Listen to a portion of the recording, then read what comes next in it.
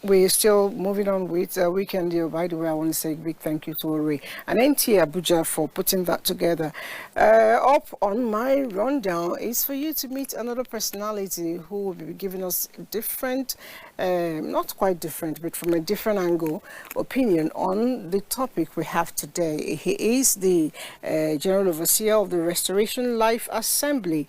He is also the CEO of Dutch Psychosocial Center here in Abuja, and I know he's an educational psychologist, a doctor as that. Reverend Dr. Udochi Majesty Odinawa. Thank you, Odikanwa. Okay. Thank you. You're welcome. So nice to be here. You know, we've been having our chats right behind, and there was something we were just about to alter, and I had to hold it there. Yeah. I need to actually start up from there.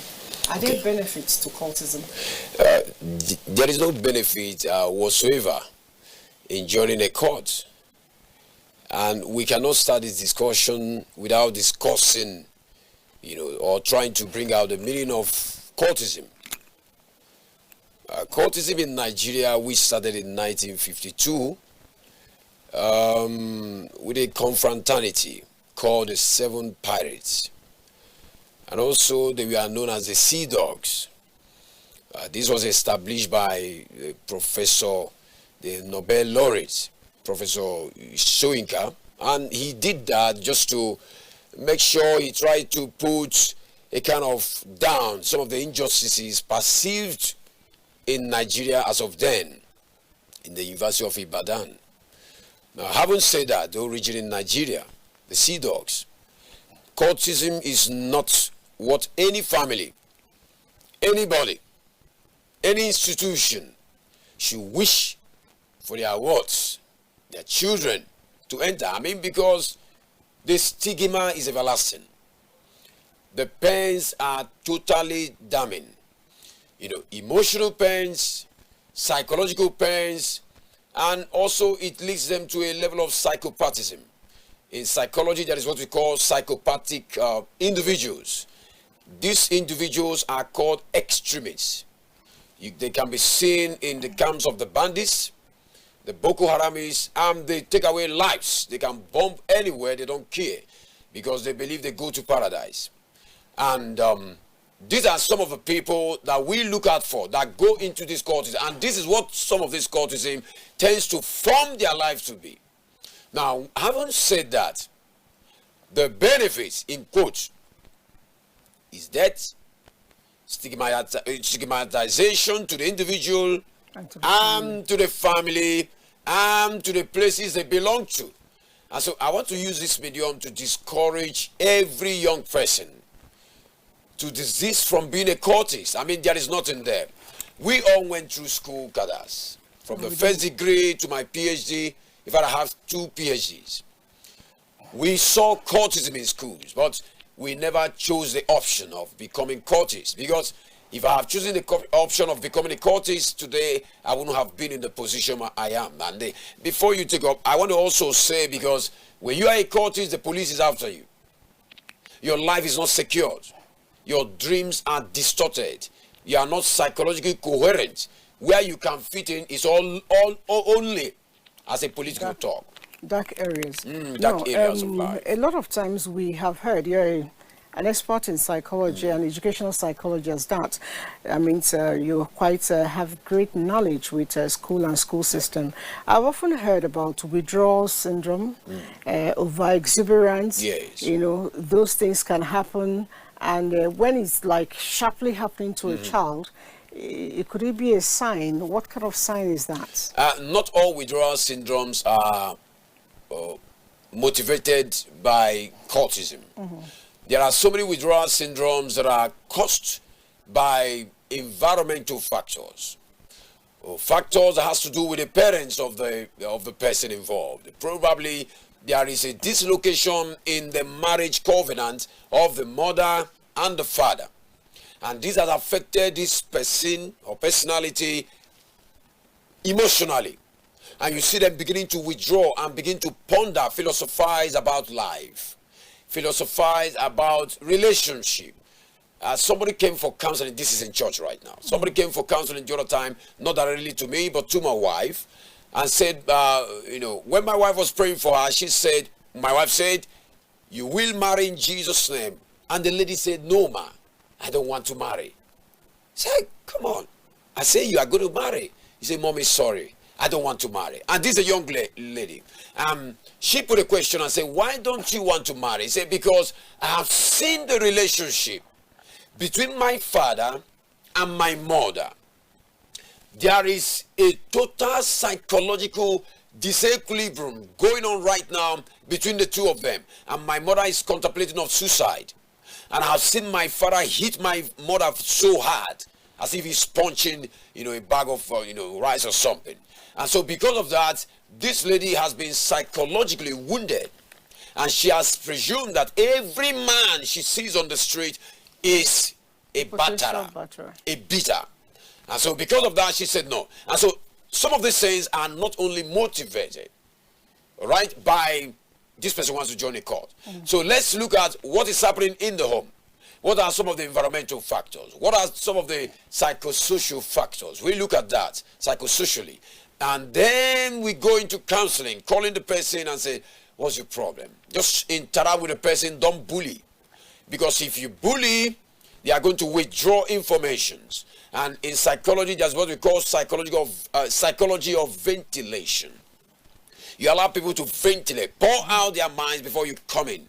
Because if you don't do, you are going to bottle it up, and there is going to be explosiveness of behavioral traits that will in turn decimate every member of the family, bringing disunity, bringing all kinds of chaos and all that.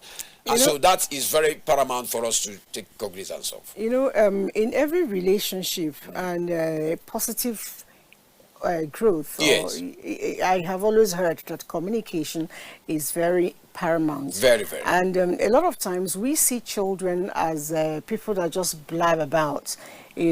At what age should parents, begin to really listen to their children very well? And is there any age it gets to you don't listen to your child? Because I'm trying to establish the importance of communication within the family as to find out the character and, postulations of a child. Taking from the theory of Piaget. Piaget, is he a Nigerian? Yes, he's a psychologist. Piaget is an American psychologist, and we take from his theory. We have Piaget, we have Sigmund Freud. I take from Piaget. Piaget is a psychologist that deals with the operational motor-sensory stage of children, or the progressional behavioral increment of humans. Just bring it down a little bit for me. Very good. Now, this Piaget talked about from the embryo, pre-motor sensory stage of reasoning, concrete motor stage of reasoning, and the final stage is the adulthood. Now, at the pre-motor sensory stage of reasoning, there should be an open door for communication. Now, let me tell you that. At that stage, according to Piaget theory, we have what we call symbolic reasoning. You use symbols because they cannot understand, their cognitive development has not been concretized. I mean, that children at that stage right now. We are talking about from 0 to 12 now, 12 years old. Use symbols. You can bring out something like an apple. Sorry to use this. Say, this is an apple, this means love. See this? You wave this, you wave in color. These are symbols. You are communicating. And there is a psychological rapport that is going on between you and them. I'll give you a practical instance. When my wife was pregnant of her third child, because I have 6 children. 6? 6 of them. Wow. 3 boys and 3 girls. Some of them are twins? Yes. 3 of them are in university now. Doing very well. Now, she was pregnant of the 3rd one. There is what I normally do. Being a psychologist, that time I was doing my master's. When I come back, if I want to establish a rapport between myself and the baby in the womb, I rub her tummy, I sing. And whenever I do that, you see, you feel a movement. You feel a movement. You feel a kick. Now, that is also psychological. Communication have started. Now, there is a song I sing for that baby. I say, Osina baby, baby, baby. In other, it's Ribo. Osina baby, bro, granya. In other words, this girl you have, I don't know whether she's a girl or something. You have started from now, you are a very big lady. That's just a song I formulate. Do you know, whenever I sing that song, the baby reacts? Now, when she was born, I sang the song, she started doing this way. And right now, she has a cordial relationship with you. Yes. So it's important for all of us to always communicate with our children at all stages. If you say they don't know what you're saying, use symbol. Okay, so we're going to talk more on that, the need for communication. But recently, a young fellow told me that he was going to the university. I said, why? He said, Meduguri. I said, why are you going to Meduguri? And he volunteered. He says, because there is zero tolerance to cultism. I don't know how real this is, but let's all go to Meduguri together, get to find out how real this is. Courtesy of NTA Meduguri.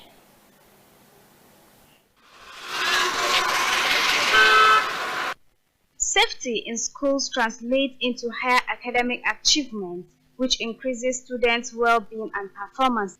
However, disruptive behaviors negatively affect students' ability to learn. Over the years, Nigerian universities and other institutions of higher learning have experienced insecurity, violations, setback in education, leading to loss of lives and properties due to cultism. Cultism, a practice by a group of people whose membership policy as well as their mode of operations are done in secret. The issue of cultism is a national one. By federal government law, it is something that is completely illegal, so it's intolerable. It is something that can lead even to the dismissal of students from the university. We have a kind of synergy between the university and other security agencies. As such, all this work towards not only cultism, but any form of crime.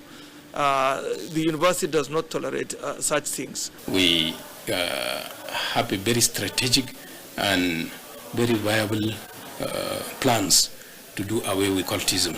And we have been putting efforts on ground. One of the efforts we are currently working on, we establish a information flow. It is only when you get the information among the students, thereby you can get into the root. When His Excellency Professor Rogana Omar assumed office, he inculcated discipline into, especially not only at the higher institution, but even in the state, where he provided a platform for our morals, especially the good cultures are inculcated into the students. So with that, the tertiary institution also key into it and then ensure that there is discipline in the tertiary institution.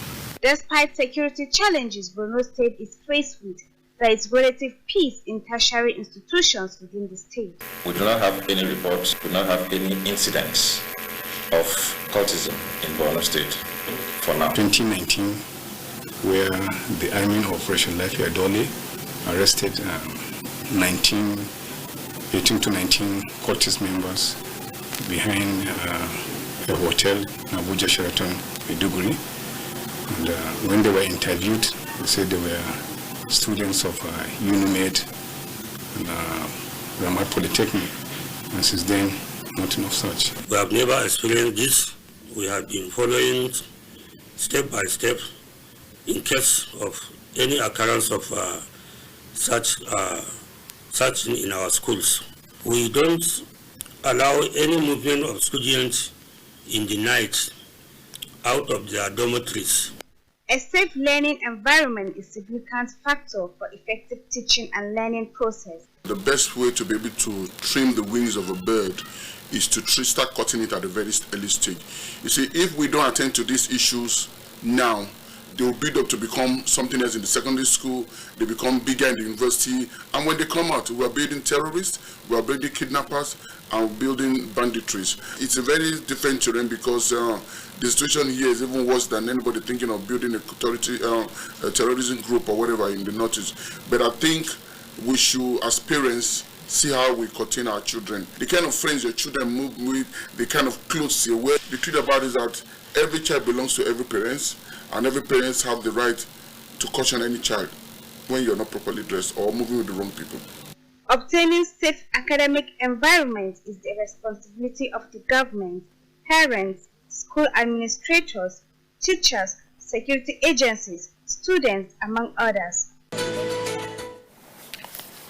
Okay, so I was listening to that man, and he made a good reference point for me, which I needed to follow up on, which is the role of the parents, that's the family, as the tiniest, unit in the social strata.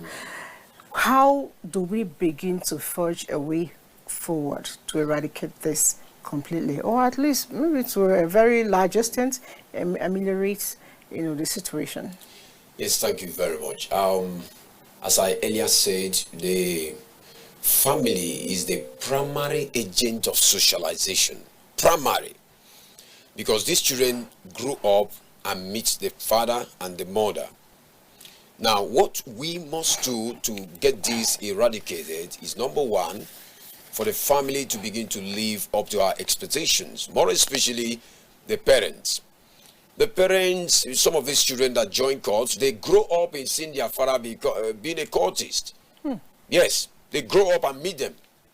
They see secret rooms that you don't enter. They say daddy enters here, only daddy enters here, no one else.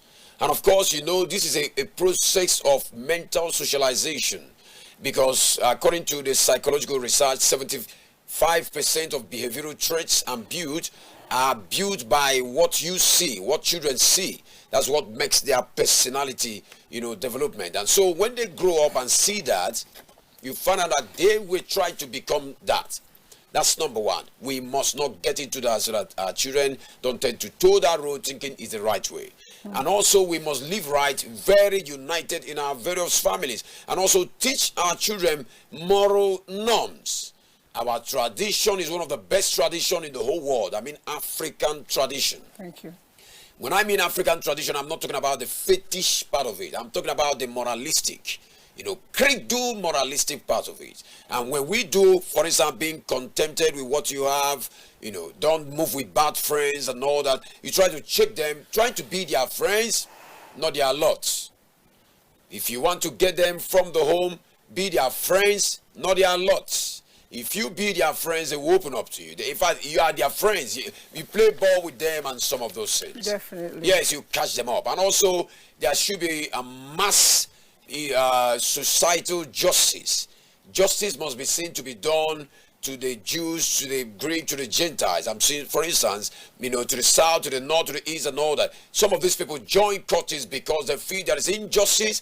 And so I've gone to the police, nothing is happening. I go to the army, nothing is happening. I go to this place, no justice. Let me now go into an enclave to get supernatural power to fight the society. And this is what happens. All right, so thank you so much. We're not going to go into supernatural powers to get, things done, because I believe in Nigeria. Yes. It will work, and it's working. Yes. Thank you for coming on the show. Thank you so much. We've been speaking with the General Overseer, the Restoration Life Assembly, and the CEO, Udochi Psychosocial Center here in Abuja, in case you need to be attended to, psychologically speaking.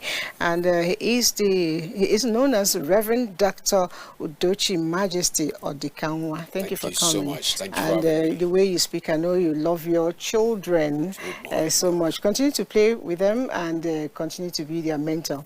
All right, so we can deal